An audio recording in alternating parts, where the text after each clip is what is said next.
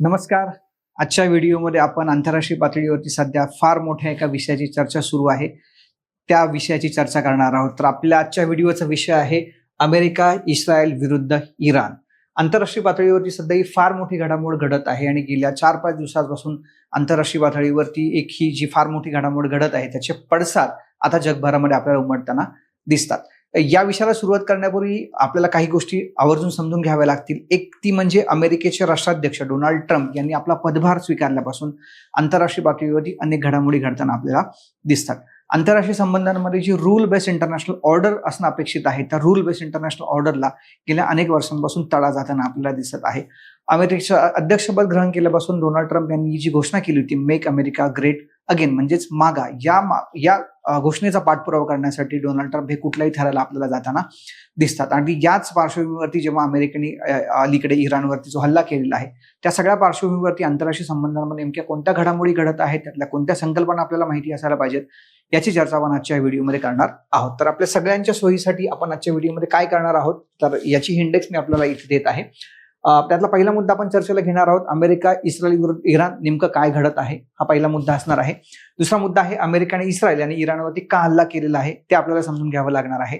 तिसरा Ayatollah Ali Khamenei जे आहेत तर त्यांची हत्या केल्याची जी बातमी येत आहे त्या परिस्थितीमध्ये त्याची नेमकी परिस्थिती काय आहे ते आपल्याला समजून घ्यायचं आहे. या हल्ल्याला इराणने देखील आपलं प्रत्युत्तर दिलेलं आहे, तर प्रत्युत्तर कसं दिलेलं आहे ते देखील आपल्याला इथे समजून घ्यायचं आहे.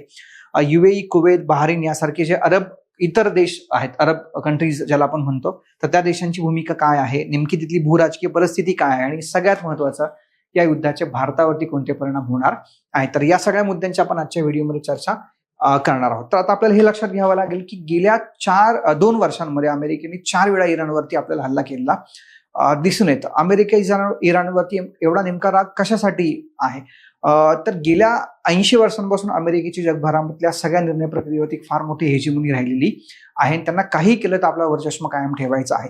गेल्या अनेक वर्षापासून अमेरिकेने इराणवरती असा आरोप लावला होता की अमेरिका त्यांची अण्वस्त्र तयार करत आहे, त्यांचा एक स्वतःचा अण्वस्त्र कार्यक्रम ते राबवत आहेत आणि काही केलं इराण अमेरिकेला शरण येताना दिसत नव्हता. त्यामुळे हे अमेरिकन हेजिमोनीला फार मोठं दिलेलं एक आव्हान होतं आणि त्या आव्हानाचाच जणू काही वचपा अमेरिकेने या युद्धाच्या मदतीने काढलेला दिसतोय की काय, अशी परिस्थिती आता निर्माण झालेली आहे. अर्थात हा फक्त अमेरिकेचा विषय नसून त्यामध्ये इस्रायल देखील मोठ्या हिरिरीने याच्यामध्ये सहभाग घेताना आपल्याला दिसतो. अनेक अभ्यासकांच्या मध्ये खरं तर हे युद्ध अमेरिकेचं नाहीच आहे, हे युद्ध हे इस्रायलचं आहे आणि इस्रायलचं युद्ध अमेरिका या ठिकाणी लढताना दिसते. कारण आता जसं मी तुम्हाला म्हणालो की अमेरिकेला स्वतःची हेजिमोनी प्रस्थापित करायची आहे आणि अमेरिका आणि इस्रायल या दोघांनी मिळून असं जणू काही ठरवलेलं आहे की आपल्याला ही हेजिमोनी पुनर्प्रस्थापित करायची आहे. Just like setting the clock back strategy, म्हणजे त्यांना आपलं घड्याळ पुन्हा घड्याळाचे काटे उलट्या दिशेने फिरवायचे आहेत की काय, अशी परिस्थिती याच्यामध्ये आपल्याला निर्माण झालेली दिसते. मग आता नेमकं काय त्यांनी केलेलं आहे तर इराणवरती अमेरिका आणि इस्रायलने मिळून संयुक्त लष्करी हल्ले केलेले आहेत. या हल्ल्यामध्ये आत्ताचे इराणचे जे सर्वोच्च नेते आहेत अयातोल्ला अली खामेनी यांची हत्या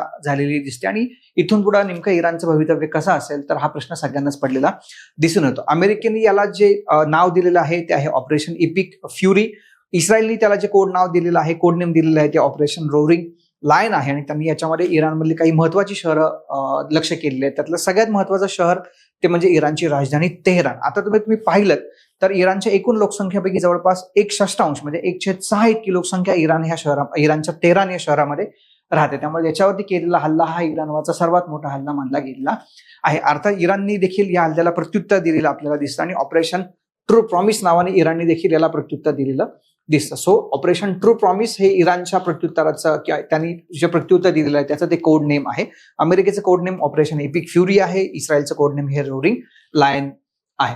याच्यानंतर अमेरिका आणि इस्रायलने इराणवरती का हल्ला केलेला आहे तर त्याची 4-5 महत्वाची कारणं सांगितली जातात. अर्थात ही कारणं जी सांगितली गेली आहेत ती खरेच ती कारणं आहेत का, त्याच्या अन्य कोणती कारणं आहेत याचं आणखी सखोल विश्लेषण केलं जाऊ शकतं. त्याला काही राजकीय कारणं असू शकतात, धार्मिक कारणं असू शकतात, आर्थिक कारणं असू शकतात, राजनैतिक कारणं पण असू शकतात. पण ठळकपणे जी कारणं सांगितली गेलेली आहेत ती कारणं कोणती आहेत त्यातलं पहिलं कारण आहे इराणला अण्वस्त्र प्राप्त करण्यापासून रोखणं. मग अशी जसं मी तुम्हाला म्हणालो की अमेरिकेने इराणवरती सातत्याने आरोप केलेला आहे की इराण आपला स्वतंत्र अण्वस्त्र कार्यक्रम राबवत आहे आणि त्या अण्वस्त्र कार्यक्रमाला विरोध हा अमेरिकेचा कायम राहिलेला आहे. अर्थात इथे पुन्हा एकदा अमेरिका आणि इतर 5 जी अण्वस्त्रधारी राष्ट्र आहेत त्यांची हेजिमोनी आपल्याला या ठिकाणी येताना दिसते. दुसरं अमेरिकेला इराणच्या क्षेपणास्त्र कार्यक्रमावरती देखील नियंत्रण प्रस्थापित करायचं आहे. त्याचबरोबर अमेरिकेने इराणमध्ये कायम असा आरोप केलेला आहे की अमेरिकन नागरिक आणि त्यांचे मित्र देश आहेत त्यांच्यातले जे लोक आहेत तर त्यांना इराणकडून सातत्याने धोका आहे तर तो धोका आम्हाला कायमस्वरूपी दूर करायचा आहे. इराणमध्ये गेल्या वर्षापासूनची फार मोठी नागरिकांचे आंदोलन सुरू होती. तर नागरिकांच्या आंदोलनाला अर्थ इराणमध्ये दडपलं गेलं होतं. त्यांच्यावरती जी कारवाई झाली होती तर त्याला देखील अमेरिकेने विरोध केला होता आणि ही जी कारवाई अमेरिकेने इराणच्या सरकारने त्या इराणच्या लोकांवरती केली होती त्याला अमेरिकेने विरोध दर्शवला होता. त्यामुळे अमेरिकेत देखील जणू काही त्या इराणच्या नेतृत्वाला शिक्षा द्यायची होती की काय अशी परिस्थिती त्याच्यामध्ये होती. आणि अल्टिमेट जे कारण सांगितलं जातं ज्याला आपण सत्ता बदल असं म्हणूया, इंग्रजीमध्ये ज्याला आपण रिजिम चेंज असं म्हणतो, अमेरिकेला अल्टिमेटली काय करायचं होतं तर इराणमधला रिजिम चेंज करायचा होता. अर्थात तो काय करायचा होता त्याच्यामागे ही जी कारणं आहे ती खरं तर पुढची कारणं आहेत, त्याच्यामागे इतर काही धार्मिक कारणं देखील नाकारता येणार सारखी नाही. आता याच्यानंतर या हल्ल्यामध्ये अयातोल्ला अली खामेनी यांची हत्या झालेली आहे असं बऱ्याचशा वृत्तपत्रांनी सांगितलेलं आहे. तर नेमके अयातोल्ला अली खामेनी कोण होते तर ते सध्याच्या काळामधले अगदी त्यांचा मृत्यू होईपर्यंत ते सध्याच्या काळातले इराणचे सर्वात मोठे नेते मानले गेलेले होते. 1979 साली इराणमध्ये जी क्रांती झाली आणि इराणमधली राजेशाही संपुष्टात आली त्याच्यानंतर 1979 ते 1989 दरम्यान इराणवरती अर्थात खामेनीच यांच्याच कुटुंबातल्या एका व्यक्तीची जी सत्ता होती त्याच्यानंतर 1989 नंतर आज तक आहेत म्हणजे गेले 37 वर्ष इराणच्या सगळ्या राजकीय, आर्थिक आणि सगळ्या महत्वाच्या निर्णयावरती जर कोणाचा वरचष्मा राहिला असेल, कोणाचा प्रभाव राहिला असेल तर तो आहे अयातोल्ला अली खामेनी. त्याच्या आधी दरम्यानच्या काळामध्ये म्हणजे 1989 नंतर त्याचा प्रभाव जर राहिलेला असला तर त्याच्या आधीच्या काळामध्ये त्यांनी राष्ट्रपती म्हणून देखील यांनी काम केलेलं होतं. रुहुल्ला खामेनी यांचे ते उत्तराधिकारी मानलेले आहेत कारण 1979 सालीची क्रांती झाली, इराणमधली राजेशाही संपुष्टात आली, त्याच्यानंतर इराणची तुराही रुहुल्ला खामेनी यांच्याकडे होती आणि पूर्ण हे खामेनी कुटुंब किंवा म्हणून आपण त्यांचा जो परिवार आहे त्यांचं इराणवरती नेहमीच वर्चस्व राहिलेलं आपल्याला दिसून येतं. या अयातोल्ला अली खामेनी यांच्या कालखंडामध्ये काय करण्यात आलं तर अर्थात विरोधकांचं दमन करण्यात आलं. तिथल्या कुठल्याही विरोधकांना तिथे कुठल्याही प्रकारची स्पेस दिली नाही. इस्लामिक रिव्होल्युशनरी गार्ड कॉप्स म्हणजे ही जी काही फोर्स आहे इन्फॉर्मल अशा प्रकारातली फोर्स आहे तर इन्फॉर्मल फोर्सला पण त्यांनी बळकटी देण्याचा त्या ठिकाणी प्रयत्न केला होता आणि त्याचबरोबर त्यांनी ऍक्सिस ऑफ रेझिस्टन्स उभारण्याला देखील तिथे प्राधान्य दिलेलं होतं. आता ऍक्सिस ऑफ रेझिस्टन्स काय आहे तर आपल्याला माहिती की इराण हे शिया बहुल असा मुस्लिम देश आहे आणि त्याच्या आजूबाजूला लेबनन असेल, इराक असेल तर तिथले जे कोणी शिया मुस्लिम्स आहेत त्यांना सगळ्यांना इन्फॉर्मली बांधून त्यांना अमेरिकेच्या हेजिमोनीला विरोध करण्यासाठी जी यंत्रणा उभारली गेली त्याला ऍक्सिस ऑफ रेझिस्टन्स असं म्हटलं गेलं. मग त्याच्यामध्ये अगदी अलीकडच्या काळामध्ये तुम्ही हौती रिबेल्स जे आहेत तर ते देखील वेगळ्या लोकांवरती जे हल्ले करत होते ते देखील त्या ऍक्सिस ऑफ रेझिस्टन्सचाच एक भाग आहेत असं आपण या ठिकाणी लक्षात घेऊ शकतो. आता हे अयातोल्ला अली खामेनी यांची अमेरिकेने या ठिकाणी हत्या केलेली आहे. अमेरिकेचं हे जे टेक्निक आहे त्याला आपण शॉक अँड डिकॅपिटेशन असं म्हणू शकतो. तर अमेरिकेने या ठिकाणी काय केलेलं आहे तर इराणची जी सर्वोच्च नेतृत्व आहे किंवा जिथं नेतृत्व सगळं एकवटलेलं आहे, जिथून सगळे निर्णय घेतले जातात त्यांनाच ह्या सगळ्या प्रक्रियेतून अगदी ठार करण्यात आलेलं दिसतं. त्यामुळे अमेरिकेच्या याच्यामागचा कयास असा असावा की त्यांचं नेतृत्व आपल्याला बाजूला करायचं म्हणजे आपोआपच त्या नेतृत्वाच्या खालोखालची जी काही फळी आहे किंवा त्याच्या खालची जी संरचना आहे ती आपोआप ढासळून पडेल. आणि अमेरिकेने यापूर्वी देखील इराकमध्ये देखील सद्दाम हुसेन यांच्यावर केलेली कारवाई तो त्यांच्या या तंत्राचा भाग होता आणि अमेरिकेला जिथं जिथं हस्तक्षेप करायचे तिथं अमेरिका या तंत्राचा अवलंब करते हे गेल्या इतिहासातल्या अनेक घटकांच्या आधारे आपल्याला लक्षात घेता येत. आता अर्थात अयातुल्ला अली खामेनी यांचा मृत्यू झालेला आहे, त्यांना ठार करण्यात आलेलं आहे. या पार्श्वभूमीवरती इराणने देखील या हल्ल्याला प्रत्युत्तर दिलेलं आहे. त्यांनी काय केलेलं आहे की त्यांनी त्या अरब कंट्रीजमध्ये अर्थात इराणला अमेरिकेवरती थेट हल्ला करणं भौगोलिकदृष्ट्या ते शक्यच नाही कारण इराण आणि अमेरिकेमधलं भौगोलिक अंतर देखील प्रचंड मोठा आहे. अमेरिकेला जशी हेजिमोनी गाजवायची आहे तशी कुठल्याही प्रकारची हेजिमोनी खरं तर इराणला गाजवायची नाही. इराणला फक्त एकच गोष्ट करायची आहे ती म्हणजे काय त्यांना स्वतःचं संरक्षण करायचं आहे. त्यामुळे अमेरिकेने इराणवरती अशा प्रकारचे हल्ले केल्यानंतर त्यांनी त्याला ऑपरेशन ट्रू प्रॉमिस या नावाने प्रत्युत्तर द्यायला सुरुवात केली आहे. खरं तर अमेरिका आणि इराणमध्ये ह्या जे काही अण्वस्त्र कार्यक्रमांची चर्चा गेल्या आठवड्यापर्यंत सुरू होती, अगदी ती चर्चा यशस्वी होते की काय अशी परिस्थिती असताना अमेरिकेने ऑल ऑफ सडन इराणवरती जो हल्ला केला तो सगळ्यांनाच खरं तर आश्चर्याचा धक्का देणारा होता. मग इराणनी काय केलेलं आहे तर इराणनी या आखाती प्रदेशामध्ये जिथं जिथं अमेरिकेचे लष्करी तळ आहेत त्यांच्यावरती हल्ले केलेले आहेत. मी जसं तुम्हाला म्हणालो की इराणला जाऊन अमेरिकेत हल्ला करण्याची खरं तर आवश्यकता नाही. आखाती देशांमध्ये अमेरिकेने वेगवेगळ्या मुस्लिम देशांमध्ये विशेषतः सुन्नी बहुल असलेल्या मुस्लिम देशांमध्ये स्वतःचे जे नाविक तळ उभारलेले आहेत, लष्करी तळ उभारलेले आहेत तर त्याला इराणनी या ठिकाणी आपलं लक्ष केलेलं दिसतं. मग ते तळ कुठल्या कुठल्या देशांमध्ये आहेत ते बहरीनमध्ये आहेत, कतारमध्ये आहेत, UAE मध्ये आहेत, इराक, जॉर्डन या देशांमध्ये देखील त्यांनी अशा प्रकारचे जे तळ उभारलेले आहेत, तर त्याला इराणने लक्ष केलेलं आहे. तुम्ही अगदी अलीकडे बघितलं असेल तर खूप सारे भारतीय लोक देखील दुबईमध्ये अडकलेले आपल्याला दिसून येत होते. अर्थात भारत सरकारने त्यांना सुरक्षितरित्या भारतामध्ये परत आणलेलं आहे. उरलेल्या लोकांना देखील भारत सरकार सुरक्षितरित्या परत आणत आहे. यापूर्वी देखील अशा प्रकारच्या अत्यंत कठीण अशा प्रसंगामध्ये सरकारने ह्या सगळ्या भारतीयांना या ठिकाणी परत आणलेलं दिसून येतं. या देशांविरुद्ध खरं तर इराणची काही कुठली शत्रुत्वाची भावना नाही. अगदी UAE जर तुम्ही बघितलं तर तो UAE आणि इराणमध्ये देखील अलीकडच्या काळामध्ये खूप चांगल्या प्रकारचे संबंध निर्माण होताना दिसत होते. मात्र केवळ या देशांमध्ये अमेरिकेचे लष्करी आणि नाविक तळ आहेत, याच भावनेतून इराणनी यांना लक्ष करून अमेरिकेला प्रत्युत्तर देण्याचा प्रयत्न केलेला आहे. अर्थात अमेरिकेला प्रत्युत्तर म्हणजेच इस्रायलला दिलेलं प्रत्युत्तर आहे. या देशांमध्येच ती का केलं याची कारणं जी आहेत ती की हे सगळे बहुतांश सुन्नी इस्लामिक देश आहेत, ते इराण हा शिया इस्लामिक देश आहे. शिवाय तर मी आर्थिक परिस्थितीचा विचार केला तर UAE घ्या, सौदी अरेबिया घ्या, हे आर्थिकदृष्ट्या अत्यंत संपन्न असे देश आहेत इराणशी तुलना करतात आणि त्यांच्या अमेरिकेबरोबरचे नेहमीच आर्थिक संबंध राहिले आहेत. आपल्या आर्थिक हितसंबंध कोणत्याही प्रकारे न दुखवता त्यांनी अमेरिकेचे आपले आर्थिक संबंध पुढे चालू ठेवलेले आहेत. मात्र इराणवरती जो हल्ला केला गेला त्याचा या देशांनी कोणत्याही अर्थाने निषेध केलेला नाही. त्यामुळं मग या देशांच्या माध्यमातून अमेरिकेला आणि अर्थातच इस्रायलला एक मेसेज देण्याचा प्रयत्न इराणनी यातून केलेला आपल्याला दिसून येतो. तुम्ही जर त्यांचं जॉग्राफिक लोकेशन बघितलं तर हे इराण आहे, हे इराणची राजधानी तेहरान आहे आणि त्याच्या आजूबाजूला तुम्हाला हे सगळे देश दिसतात. सौदी अरेबिया आहे, युनायटेड अरब एमिरेट्स म्हणजेच UAE आहे, बाकी कुवेत, इराक हे सगळे देश त्याच्यामध्ये आहेत आणि इकडे इस्रायल पण त्याच्यामध्ये अर्थात आहे. जसं मगाशी मी तुम्हाला म्हणालो की अनेक राजकीय अभ्यासक याला असं म्हणतात की ते अमेरिकेचं युद्ध नसून कोणाचं आहे, इस्रायलचं आहे, फक्त अमेरिका इस्रायलच्या मदतीने ते लढत आहे. आता याच्यामध्ये तुम्हाला अमेरिका आणि इस्रायलमध्ये असणारे जे काही समूह आहेत तर त्यांचा देखील या ठिकाणी संदर्भ घ्यावा लागतो. इथे इस्रायलमधले लोक ज्यू आहेत, अमेरिकेमधल्या पण बहुतांश महत्वाच्या निर्णय प्रक्रियेमध्ये, विशेषतः आर्थिक निर्णय प्रक्रियेमध्ये ह्या ज्यूंचा मोठा वर्चस्व राहिलेला आहे. जर तुम्हाला इराण, अमेरिका आणि ह्यांचा सगळ्यांचा संघर्ष जर नीट समजून घ्यायचा असेल तर तो अर्थात इस्रायल पॅलेस्टाईन यांचा देखील संघर्ष समजून घ्यावा लागेल. मग तुमच्या नेमकं लक्षात येईल की ह्या सगळ्या घडामोडी या ठिकाणी का घडताना दिसत आहे. आता याच्याच पुढचा जर आपण भूराजकीय परिस्थितीचा जर या ठिकाणी विचार केला तर सगळ्यात मोठी जगाला भेडसावणारी जी सर्वात मोठी चिंता आहे आणि जे आपण म्हणू की एक जिओ स्ट्रॅटेजिक चॅलेंज त्या ठिकाणी निर्माण झालेलं आहे ते आहे ह्या हॉर्मुझ स्ट्रेटच्या बाबतीमध्ये. तर ही स्ट्रेट ऑफ हॉर्मुझ आहे जे पर्शियन गल्फ आणि ओमनला कनेक्ट करते. अर्थात इराणचा या हॉर्मुझ स्ट्रेटवरती पूर्णपणे कंट्रोल राहिलेला आहे आणि सगळ्यात महत्वाचं म्हणजे अगदी पूर्व आशियातल्या सगळ्या देशांना जी तेल वाहतूक होत असते तर ही सगळी तेल वाहतूक त्या स्ट्रेट ऑफ हॉर्मुझ मधनं होताना आपल्याला दिसते. आणि इराणनी काय केलेलं आहे तर या हल्ल्याला प्रत्युत्तर देण्यासाठी ह्या स्ट्रेट ऑफ हॉर्मुझ वरची असणारं आपलं नियंत्रण हे अत्यंत कठोर केलेलं आहे. त्यातून ते कोणत्याही जहाजांना पास होऊ देत नाही. त्यामुळे या देशांना अगदी पूर्व आशियातल्या अगदी भारत, चायना इतर सगळ्या मोठ्या देशांना जी होणारे तेल वाहतूक आहे त्या तेल वाहतुकीवरती त्यांनी निर्बंध आणण्याचं ठरवलेलं आहे. त्यामुळे काय झालेलं आहे जर तुम्ही आकडेवारी बघितली तर जवळपास 200 टँकर्स, ऑइल टँकर्स जे आहेत, 200 ऑइल टँकर्स, मी फक्त भारताची म्हणत नाही, अर्थातच ह्या सगळ्या देशांचे 200 ऑइल टँकर्स हे तिथे अडकून पडलेले आपल्याला दिसतात.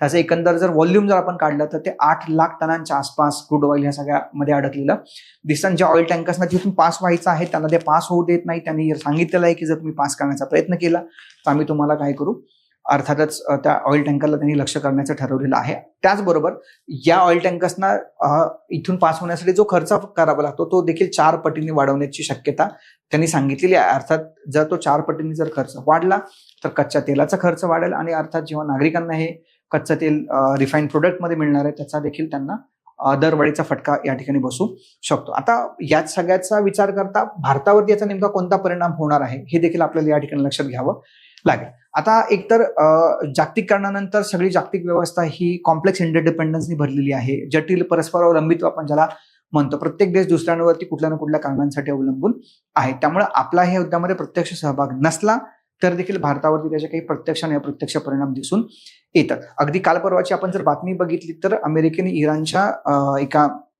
जहाजाला श्रीलंकन वॉटर्समध्ये लक्ष केलेलं आहे. म्हणजे हे युद्ध आपल्या भूमीवरती आपल्या आजूबाजूला जर घडत नसले तरी असे काही स्पोरॅडिक इन्सिडेन्सेस आपल्याला त्या ठिकाणी दिसू शकतात की ज्याच्यामुळे आपल्याला असं लक्षात येऊ शकते की त्याची झळ आपल्याला कुठल्या कारणामुळे बसू शकते. आता भारताचा जर आपण विचार केला तर भारतातले जवळपास 45 लाख लोक हे UAE मध्ये आहेत आणि ज्या सगळ्या लोकांची सुरक्षा किंवा लोकांची काळजी ही भारत सरकारची प्राथमिकता आहे, अर्थात आपण त्याला प्रायमरी नॅशनल इंटरेस्ट म्हणजे प्राथमिक राष्ट्रीय हित किंवा सेकंडरी नॅशनल इंटरेस्ट म्हणून आपण त्याच्याकडे बघू शकतो. या लोकांची सुरक्षा करणं ही भारतासाठी सगळ्यात मोठी प्रायोरिटी आहे.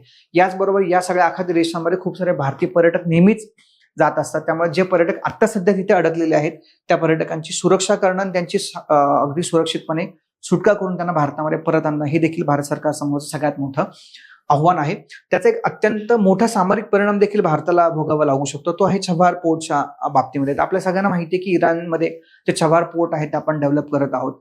चायनाचा जो बेल्ट अँड रोड इनिशिएटिव्ह जो प्रोजेक्ट आहे त्या अंतर्गत त्याला विरोध करण्यासाठी, त्याला आव्हान देण्यासाठी आणि भारताच्या ज्या काही ट्रान्स लाईन्स आहेत त्या सिक्युअर करण्यासाठी आपण हे छबार पोर्ट खूप आधीपासून तिथे डेव्हलप करत आहोत, विकसित करत आहोत. तर त्याला अडथळा या ठिकाणी निर्माण होऊ शकतो. शिवाय नॉर्थ साऊथ ट्रान्सपोर्ट कॉरिडॉर जो या ठिकाणून जाणार आहे त्याचा देखील आपला जो व्यापारी फायदा मिळणार होता तो देखील व्यापारी फायदा या ठिकाणी मिळणार नाही किंवा तो व्यापारी फायदा मिळण्यासाठी विलंब लागू शकतो. त्यामुळे भारतासाठी हे सगळ्यात मोठं सामरिक आव्हान आहे की तो छबार पोर्टचा प्रकल्प हा पूर्णत्वास नेऊन त्याचं यशस्वी व्यावसायिक प्रकल्पामध्ये रूपांतरण करणं.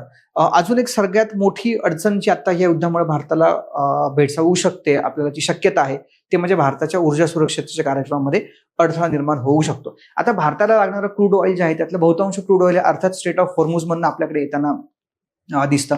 अलीकडच्या काळामध्ये आपण रशियाकडनं आपलं ऑइल इम्पोर्ट आहे तर अगदी कमी केलं होतं.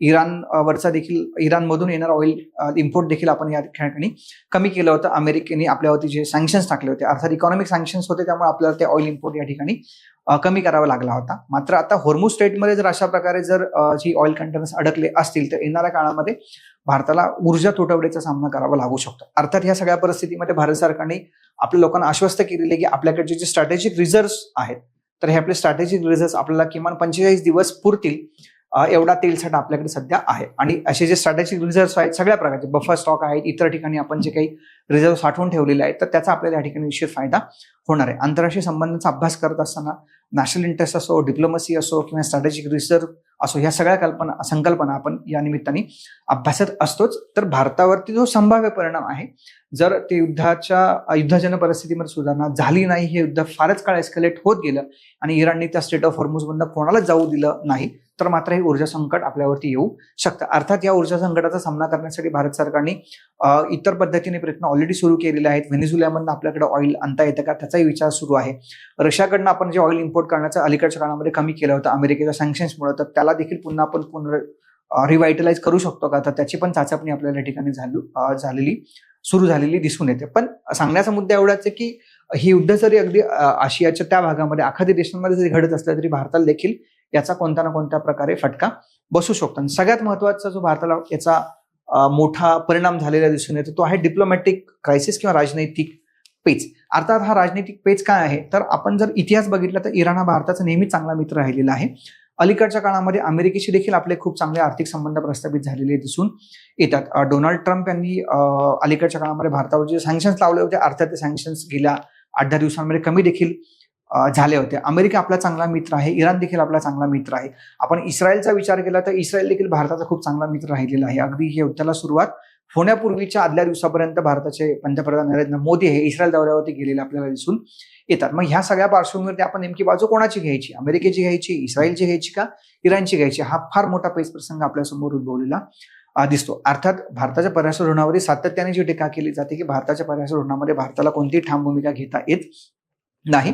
आपण तर त्या अँगलनी जर आपण विचार करायला गेलो तर आत्ताच्या परिस्थितीमध्ये ना भारताने अमेरिका किंवा इस्रायलने केलेल्या हल्ल्याचं समर्थन केलेलं आहे ना आपण इराण वरती जो हल्ला झाला त्याचा कोणताही निषेध केलेला आहे. आपण या परिस्थितीकडे बारकाईने लक्ष ठेवून आहोत, परंतु आपल्या दृष्टीने हा फार मोठा राजनैतिक पेच प्रसंग देखील आहे की नेमकी बाजू कोणाची घ्यायला पाहिजे. याचबरोबर भारताच्या परराष्ट्र धोरणाचा आपण जर विचार केला तर भारताच्या परराष्ट्र धोरणामध्ये आपण नेहमीच वसुधैव कुटुंबकम ह्या तत्वाचा स्वीकार केलेला आहे. आपलं आर्टिकल 51 जे आहे कॉन्स्टिट्यूशन मधलं, जे promotion of international peace and security बद्दल बोलतं, जगामध्ये शांतता टिकली पाहिजे, ती टिकवली गेली पाहिजे आणि सर्व राष्ट्रांनी शांततेच्या मार्गाने आपले खरं तर समस्या सोडवायला पाहिजे. तर ही आपली भूमिका घटनात्मक पण आहे आणि आंतरराष्ट्रीय पातळीवरती देखील आपण या भूमिकेचा आग्रह धरलेला आहे. त्यामुळे अशा परिस्थितीमध्ये आपण ह्या सगळ्या देशांना कन्व्हिन्स कसं करतो आणि या सगळ्या संकटातून कसा मार्ग काढतो हे देखील पाहणं तितकंच उत्सुकाचं असणार आहे. सांगण्याचा मुद्दा एवढाच आहे की ही युद्ध आखाती देशांमध्ये जरी होत असलं तरी त्याचा भारतावरती कोणता ना कोणता प्रत्यक्ष आणि अप्रत्यक्ष परिणाम हा होऊ शकतो आणि ह्याला आपल्याला जे सोल्युशन्स काढावे लागणार आहे ते अर्थातच डिप्लोमॅटिक सोल्युशन्स काढावे लागणार आहे. तर अशाच प्रकारे आपल्याला मग हा जो काही मुद्दा आहे ज्याच्यामध्ये अमेरिकेने आणि इस्रायली मिळून यांच्यावरती जो हल्ला केलेला आहे, तर ती सगळी बाजू या ठिकाणी समजून घेता येते. अर्थात हे युद्ध लवकर संपलं पाहिजे, जगामध्ये शांतता टिकली पाहिजे आणि भारताच्या परराष्ट्र धोरणातलं जे मूलभूत तत्व आहे वसुधैव कुटुंबकम याचा सगळ्यांनी खरं तर मनापासून स्वीकार करला पाहिजे. अशाच प्रकारचे नवीन व्हिडिओ बघण्यासाठी द युनिक अकॅडमीच्या चॅनलला लाईक, शेअर आणि सबस्क्राईब करायला विसरू नका. पुन्हा आपण भेटणार आहोत एका नवीन व्हिडिओसह. धन्यवाद.